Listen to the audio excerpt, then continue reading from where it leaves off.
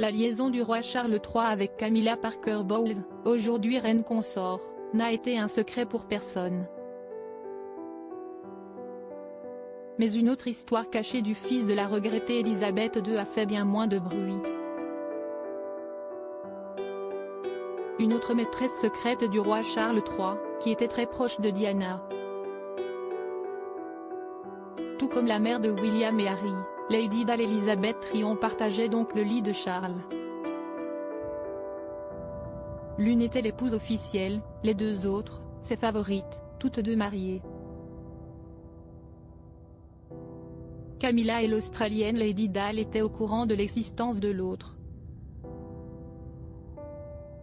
Les deux femmes étaient déjà dans la vie du fils aîné de la reine avant Diana, et elles ont même aidé ce dernier à trouver la mère de ses fils.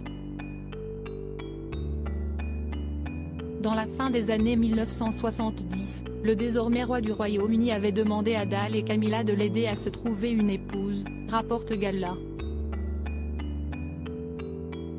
Lors d'un déjeuner, elles ont alors réalisé une liste de leurs préférences. Et si est-il le nom de Diana Spencer sur lequel elles se sont finalement mises d'accord. La princesse des cœurs devient très vite amie avec Dale. Elle portait même les créations de celle-ci. On apprend même que Lady Tryon a fourni l'épouse de Charles en somnifères. Déprimée, elle s'est défenestrée en 1990, Lady Dale Elizabeth Tryon s'est sentie totalement délaissée par le prince Charles de l'époque, pour Camilla. Elle sombra alors dans une déprime, noyant sa tristesse dans la vodka et les médicaments. Celle que Charles trouvait pétillante, drôle, sexy, nature, a fini par se ternir, abattue par la tristesse. En 1996, elle se défenestra, en tentant de s'enfuir d'une clinique de désintoxication.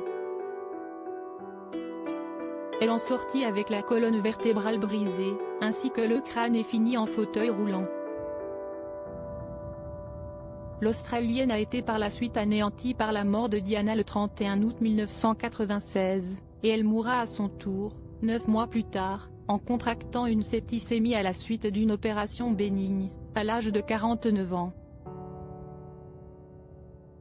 En apprenant la nouvelle, Charles a été très affecté mais a pu compter sur Camilla pour le réconforter.